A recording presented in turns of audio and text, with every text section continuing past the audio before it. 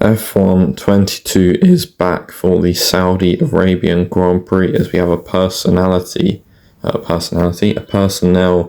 upgrade to Spec 2, and we have no upgrades coming on the way, but we do have quite a few upgrades for Australia, and we're going to buy the cylinder head, but that will come on for Imola because we don't have Spec 2, which means we can't rush upgrades yet. And as you can see on this, we are 8th in the R&D chart, and as we come round finishing the track acclimatization program, I quite like this track, I won't lie to you. On this game, I don't like it on F1 23. We get purple in track acclimatization, purple in race strategy, and we get maybe green. Oh, it's going to be tight. Yeah, we're going to get green up towards the line. P1. We actually went slower than on our race strategy lap. Yeah, they reckon our target is for us to qualify 11th. We finished P2 in practice 1, and just to prove to you that the AI is 94, but I'm going to up it to 96. We get 475 resource points, Kevin Magnussen gets 384. We have 1,352 R&D points ready to be spent next episode, but it will probably go to durability just because we don't have much else to upgrade. But anyway, let's go into qualifying. Oh, and I'm going to buy the minor gearbox upgrade before we go into qualifying.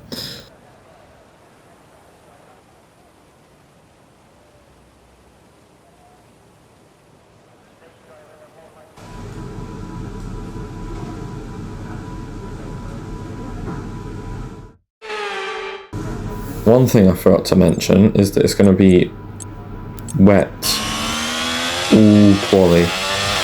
So all qualifying long is going to be wet. I think it might dry out for Q3, but anyway, starting our first lap, 8 minutes to go on the intermediates, braking down towards turn 1, through the left, through the right, using all the curb imaginable, not wanting to leave any ounce of space left on the track, making sure we use every single bit of runoff we can through the left. We'd like to cut that a bit more through the right bit.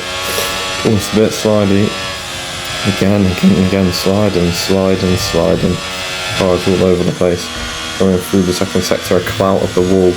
Use a bit much curb, a bit much at the exit. Just trying to make sure we maximise everything. But with 5/10 up on Kevin Magnussen, so that's good. Go through the banked left-hander hairpin into the chicane before the DRS tricks. But obviously there'll be no DRS on them before, because it's into us as we're sliding, the car's kicking out at absolutely every opportunity it's given.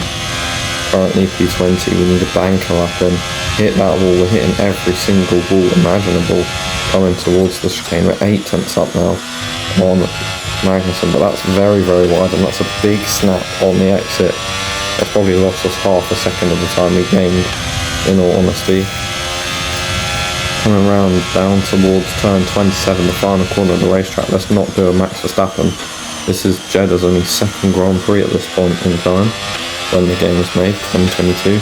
Bit of a slide up towards the line. What's it going to be? It's going to be P16. That's not great, and we're going to push on the end lap. But on the end lap, we were half a second up, and we went spinning around. But that's by the by. We're going to start a new lap on a new set of meters, and yeah, already 100th down. Braking down towards turn 1, using as much curb as possible. We had to sort of second guess ourselves. We used a bit too much of turn 2. We're 1/10 up, 2/10 up, need 3/10 up. Track is much better now, coming down towards turn 3, turn 4. Try not to slide too much here. 7/10 up through 5 and 6. We've lost about 1/10 just because the car was kicking out and sliding. So I had to lift off the throttle and regain control, as we are 8.5 up, nearly 9 up, coming towards the banking. We're 1.2 seconds up on Ocon, coming through the banking, bit of a slide, having to correct the steering wheel, throw the steering wheel nearly through the kitchen sink without much having to correct it. Through the right, a bit deep, through the left, and it's going to be a big snap as we try to get our foot on the power. A second up though, that would be nice to take to the flag, but I don't know if that'll be enough because the track is improving rapidly and everybody else is probably improving at the same rate. Valtteri goes fastest, Leclerc goes nearly 2 seconds faster. We just gained a lot of time through there because that's where we lost a lot of time in the last lap. With 1.7 seconds up, possibly 1.8 as we hit the braking zone. Not quite, 1.7. Braking towards the final corner, we're going to go a bit wide. Take the turn in better, get on power later, try and get a better exit. We're going to be 1.8 seconds up basically, up towards the line. What's it going to be? It's going to be P18. We are out in the first part of qualifying, and we have a big race on our hands if we want to claim our first points, which we were so robbed of last time out in Bahrain.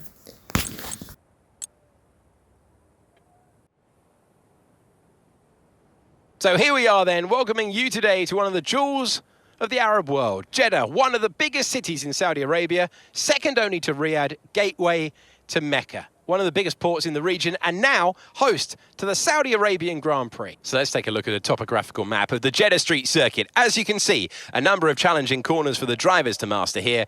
We'll see just how much the teams have benefited from their time spent in practice this weekend. And like many street circuits, this track has the potential to punish drivers that get it wrong. Let's hope we avoid any safety cars today. Off the back of a fantastic qualifying session, it's time to see how our starting grid looks like for today's race. Max Verstappen put in a fantastic lap yesterday and he'll start from pole position. A very happy Carlos Sainz will start second.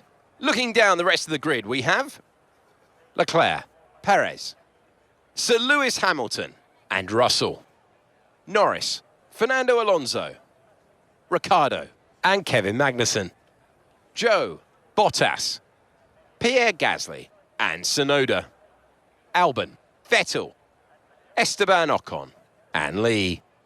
Latifi and Lance Stroll brings the grid to a close. It's almost time for the lights to go out, so let's head down to the track where preparations are underway.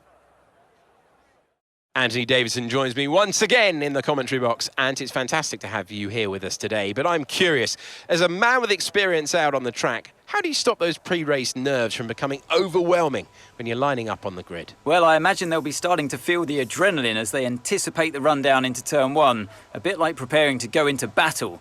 The unknown situation will bring nerves, but that's a good thing. It will keep them focused on the moment and on their surroundings as we build towards the start of the Grand Prix. Well, on the Sunday, it's back to normal weather conditions. It's going to be a medium hard in this race. I was contemplating a hard medium because of how far back we're starting, but I think we've just got to do the same strategy as everyone else to try and get points. The formation lap gets underway and every driver will be looking to settle in for the race ahead, making sure their car is ready for the battle once the lights go.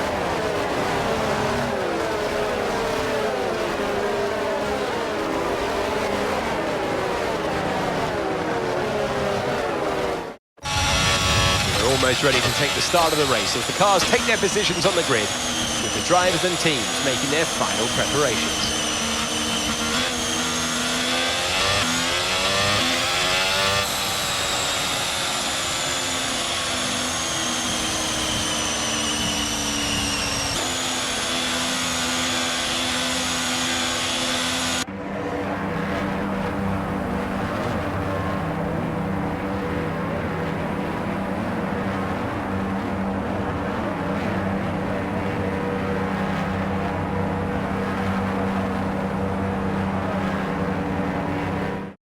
Ready to go. 1, 2, 3, 4, 5 red lights for the Saudi Arabian Grand Prix, and it's lights out and away we go.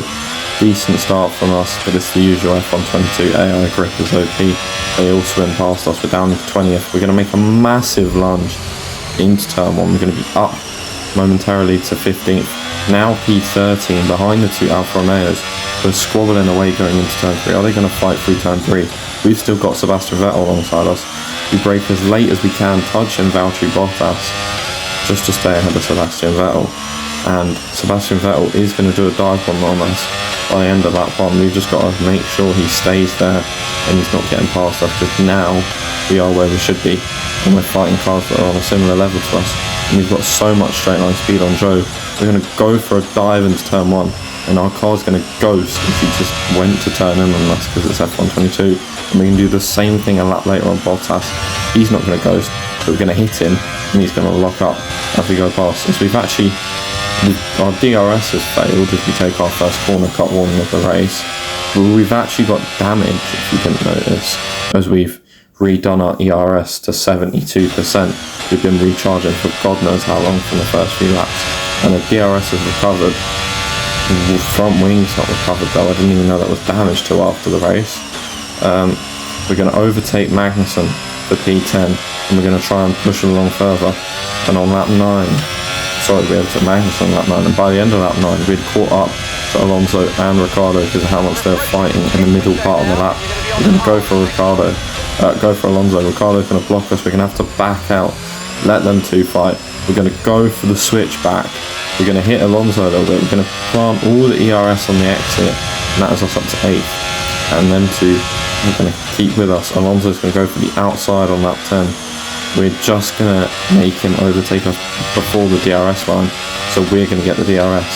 And because of how much they're fighting, we are now 1.4 seconds in front, now 2.5 seconds ahead of Alonso, as most people come into the pits. But I wanted to not ruin my teammate's race and let him pit on the optimal lap.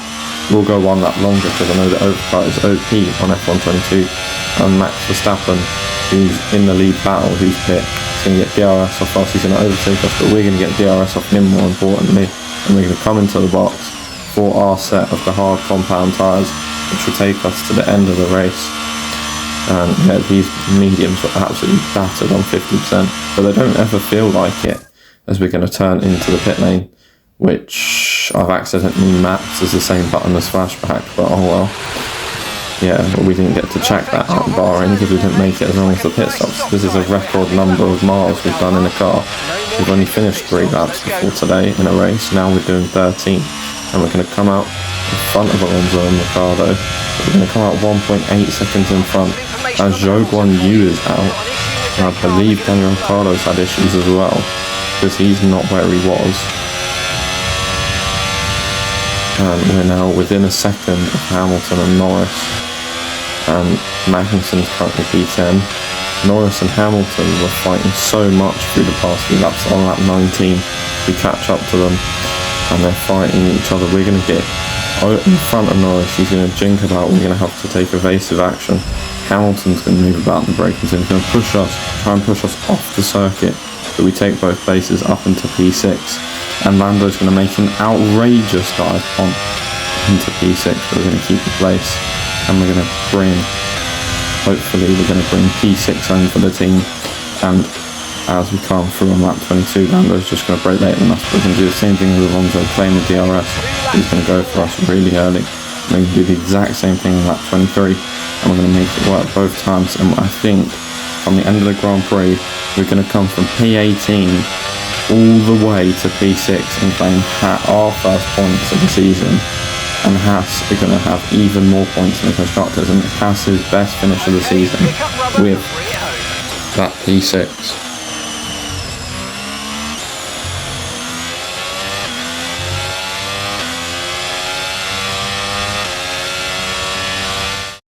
Red Bull pulling out all the stops today. What a great win. Talk to me, Ant. What was it that set them apart from the competition today? I think it was clear what the main contributing factor out on track was: speed. I know it sounds like an awfully reductive statement, but fast cars win races, and we saw that today with our winner. Here come today's winners. The team at Red Bull have done a phenomenal job recently. It's clear to see that they've put in the work, and they should be proud of the victory they've secured here.